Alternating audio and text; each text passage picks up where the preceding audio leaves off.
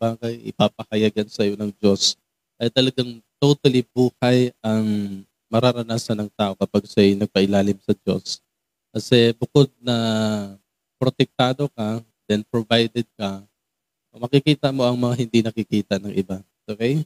So the benefits of the living water give us power, give us joy, and give us hope in this world.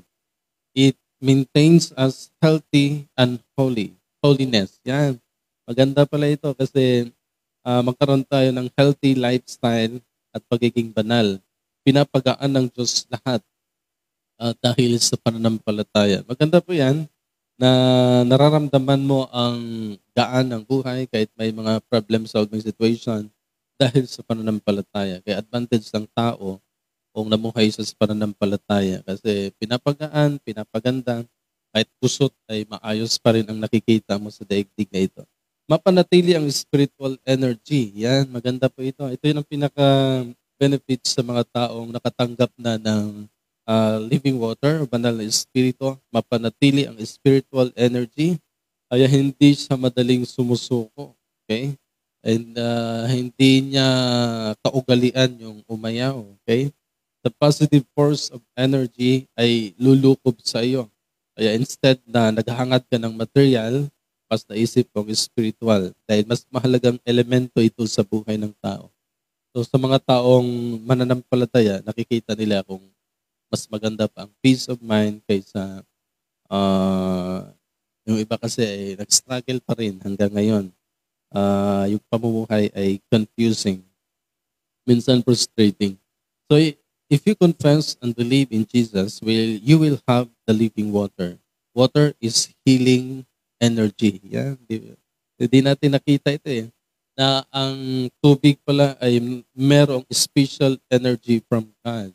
Kasi nagmumula sa Diyos eh. Di ba? Sa Revelation na ang tubig ay mula sa Diyos, dumadaloy, at ang pinanggalingan ay ang Panginoon. Water is one of our most spiritual medicine. Living waters heals. Okay? Nakapagpagaling ito. Okay? Nagkaroon ito ng sustenance, kaya nagbigay ito ng buhay, kapayapaan, at kasiglahan sa tao. So, mahalaga yan. Ang Espiritong Banal ay nakapagpagaling sa tao kung meron tayong mga karamdaman, kung meron tayong mga frustration, nakikita natin yung peace of mind at magbibigay ito sa atin ng kasiglahan. So, ito yung panawagan ngayon na ang tao ay nangangailangan ng banal na espiritu, the living water.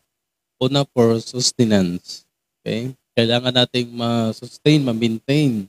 Pangalawa, for satisfaction.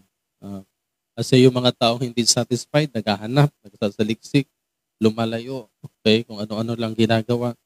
And then, kung meron na tayong espirituong banal, maging complete being tayo. Kaya tayo'y namumuhay kung ano ang dapat.